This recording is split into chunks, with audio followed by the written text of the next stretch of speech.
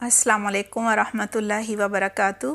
اعوذ باللہ من الشیطان الرجیم، بسم اللہ الرحمن الرحیم۔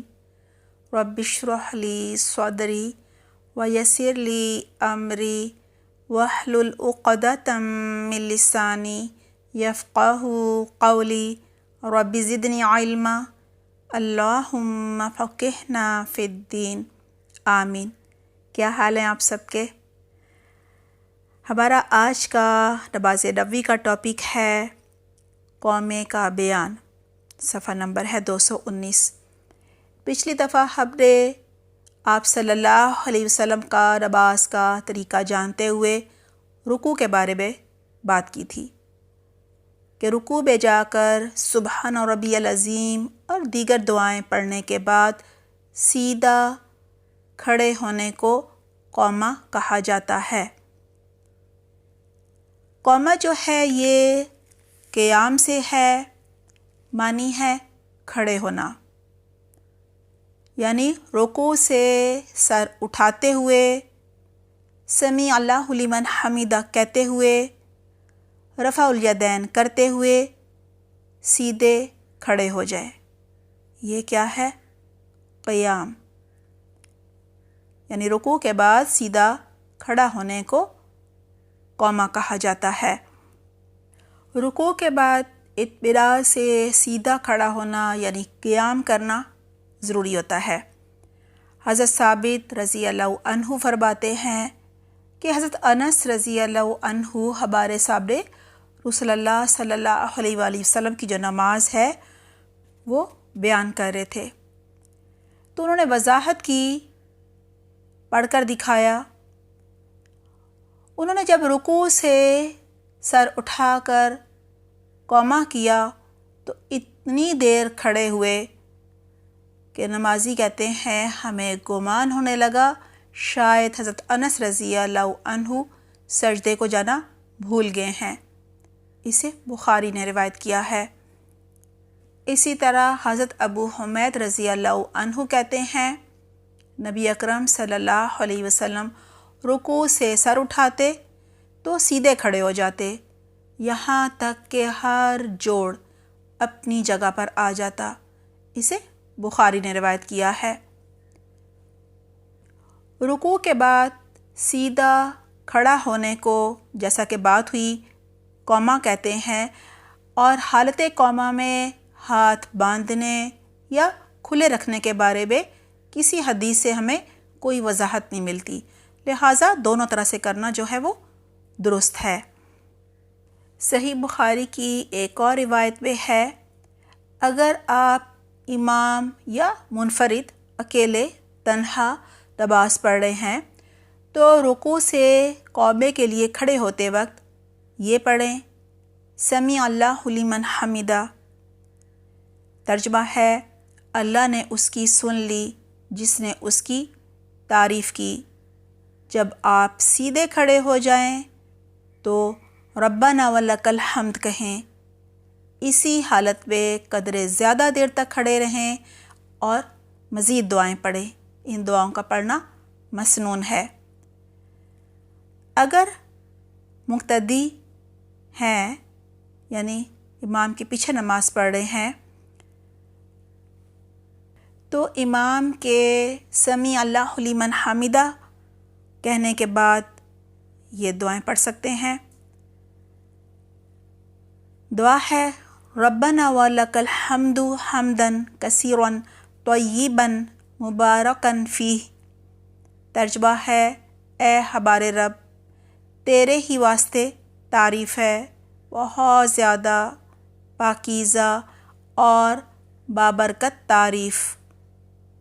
صحیح بخاری میں ہے حضرت رفاع بن رافع رضی اللہ عنہ روایت کرتے ہیں کہ ہم رسول اللہ صلی اللہ علیہ وسلم کے پیچھے ایک دن نماز پڑھ رہے تھے، جب آپ صلی اللہ علیہ وسلم نے رکوع سے سر اٹھایا تو فرمایا سمیع اللہ لمن حمیدہ، بس ایک نمازی نے کہا ربنا ولک الحمد حمدا کثیرا طیبا مبارکا فیہ، پھر جب آپ صلی اللہ علیہ وسلم نماز سے فارغ ہوئے تو فرمایا بولنے والا کون تھا، یعنی کس نے یہ کلمے پڑھے تھے، کس نے ربنا ولک الحمد حمدا کثیرا طیبا مبارکا فی کہا تھا۔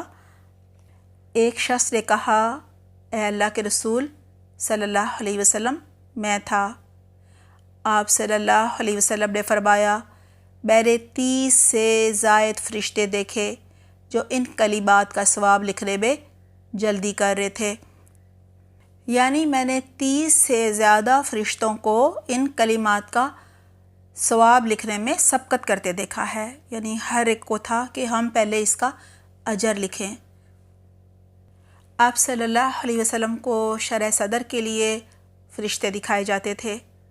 اگر آج کے زمانے میں کوئی کہے، یہ دعویٰ کرے کہ میں نے اس طرح سے فرشتے دیکھے اور یہ دعا جو ہے یہ پڑھتے ہوئے دیکھا یا اس کا یوں اجر میں نے حاصل ہوتے ہوئے دیکھا، تو اسے نہیں لیا جائے گا، کیونکہ ایک نبی جو بھی کہے اس کو لیا جاتا ہے، کیونکہ وہ اللہ کے حکم سے بول رہا ہوتا ہے۔ اور آپ صلی اللہ علیہ وآلہ وسلم آخری نبی تھے، وہ شریعت مکمل کر گئے تھے۔ اب اگر کوئی شریعت میں اضافہ کرے گا اور کوئی بھی دعا خود سے گھڑ کر کہے گا کہ یہ بھی پڑھنی چاہیے رکوع میں یا سجدے میں یا قومے میں، تو اسے نہیں لیا جائے گا، بلکہ وہ دین میں اضافہ ہوگا، وہ بدعت ہوگی، وہ گمراہی اور گناہ ہوگا۔ حضرت عبداللہ بن ابی اوفا رضی اللہ عنہ روایت کرتے ہیں کہ جب رسول اللہ صلی اللہ علیہ وسلم رکوع سے اٹھتے، یعنی رکوع سے سر اٹھاتے ہوئے سمیع اللہ لمن حمیدہ کہتے ہوئے رفع الیدین کرتے ہوئے سیدھے کھڑے ہو جاتے، یعنی قومے میں چلے جاتے، تو یہ دعا پڑھتے، یعنی سیدھا کھڑا ہونے کے بعد یہ دعائیں پڑھنی ہیں، سمیع اللہ لمن حمیدہ کہنے کے بعد یہ دعائیں پڑھنی ہیں۔ پہلی دعا ہے اللہم ربنا لک الحمد ملء السماوات وملء الارض وما بینہما وملء ما شئت من شیء بعد۔ ترجمہ ہے اللہ نے سن لی اس بندے کی بات جس نے اس کی تعریف کی، یعنی اگر کوئی اللہ کی حمد کرے گا اور اخلاص کے ساتھ دعا مانگے گا تو اللہ ضرور قبول کرے گا۔ اے اللہ، اے ہمارے پروردگار، تیرے ہی لیے ساری تعریف ہے آسمانوں کے بھراؤ کے برابر، یعنی اتنی تعریف کے آسمان بھر جائیں، زمین کے بھراؤ کے برابر اور ہر اس چیز کے بھراؤ کے برابر جو تو چاہے۔ یہاں یہی پتہ چل رہا ہے کہ اللہ سبحانہ تعالیٰ نے ہمیں بے شمار نعمتیں دے رکھی ہیں۔ اللہ سبحانہ تعالیٰ کے ہم پر اتنے زیادہ احسان ہیں کہ اگر ہم پیدا ہوتے ہی سجدے میں گر جائیں اور اپنی موت تک سجدے ہی میں رہیں تو بھی حق ادا نہیں ہوگا۔ اللہ سبحانہ تعالیٰ کی ہم جتنی تعریف کریں، جتنی عبادت کریں، جتنا شکر ادا کریں وہ کم ہے۔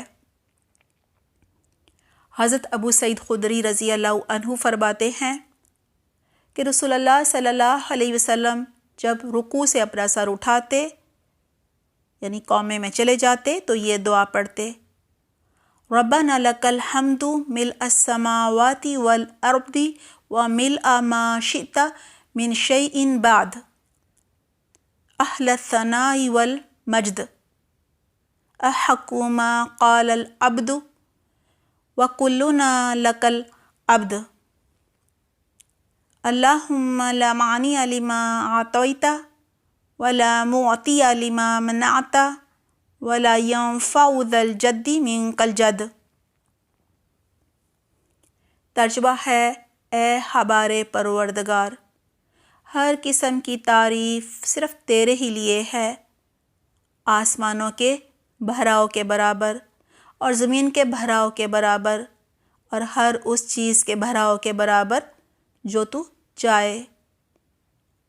اور اے تعریف اور بزرگی والے بندے نے تیری تعریف کی اور بزرگی بیان کی جو تیرے ہی لائق ہے، اور ہم سب تیرے ہی بندے ہیں۔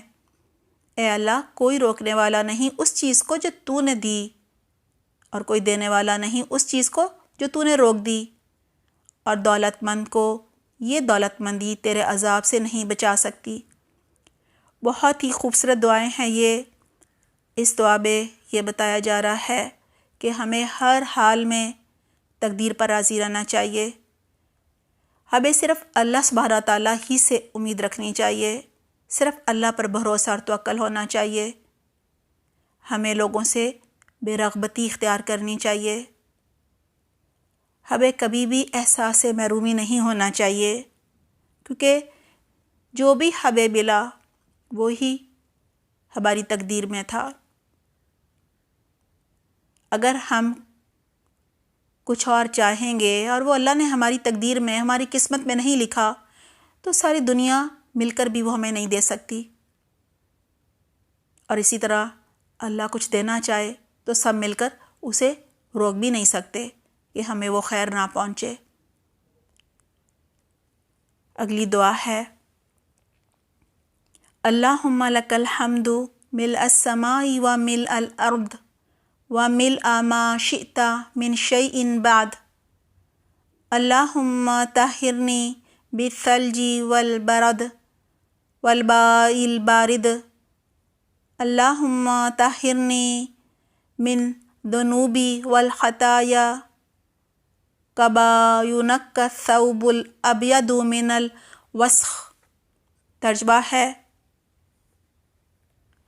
اے اللہ، تیرے ہی لیے ساری تعریف ہے، آسمانوں کے بھراؤ کے برابر اور زمین کے بھراؤ کے برابر، اور ہر اس چیز کے بھراؤ کے برابر جو تو چاہے۔ اے اللہ، مجھے برف، اولے اور ٹھنڈے پانی کے ساتھ پاک کر دے۔ اے اللہ، مجھے گناہوں اور خطاؤں سے ایسے ہی پاک کر دے جس طرح سفید کپڑا میل کچیل سے صاف کیا جاتا ہے۔ بہت ہی خوبصورت دعا ہے۔ بہت سے لوگوں کو قومے کا علم نہیں کہ یہ کیا ہے۔ ان کے لیے واضح ہو کہ رکوع سے اٹھنے کے بعد اطمینان سے سیدھا کھڑا رہنے کو قومہ کہتے ہیں۔ رسول اللہ صلی اللہ علیہ وسلم رکوع سے سر اٹھا کر سیدھے کھڑے رہتے اور بڑے اطمینان سے قومے کی دعا پڑھتے تھے۔ سیدنا برا رضی اللہ عنہ سے روایت ہے کہ رسول اللہ صلی اللہ علیہ وسلم کا رکوع اور سجدہ اور 2 سجدوں کے درمیان بیٹھنا، جسے جلسہ کہا جاتا ہے، اور رکوع سے اٹھ کر قومے میں کھڑا ہونا برابر ہوتا تھا، سوائے قیام کے اور تشہد بیٹھنے کے۔ یعنی یہ چاروں چیزیں، رکوع، سجدہ، جلسہ اور قومہ، لمبائی میں، طوالت میں تقریباً برابر ہوتی تھیں۔ بعض اوقات آپ صلی اللہ علیہ وسلم کا قومہ بہت لمبا ہوتا تھا۔ انس رضی اللہ عنہ فرماتے ہیں کہ نبی اکرم صلی اللہ علیہ وسلم اس قدر لمبا قومہ کرتے کہ ہم کہتے کہ آپ بھول گئے ہیں۔ انشاءاللہ اگلی دفعہ ہم سجدے کے احکام پڑھیں گے۔ سبحانک اللہم و بحمدک، نشہد ان لا الہ الا انت، نستغفرک و نتوب الیک۔ والسلام علیکم ورحمۃ اللہ وبرکاتہ۔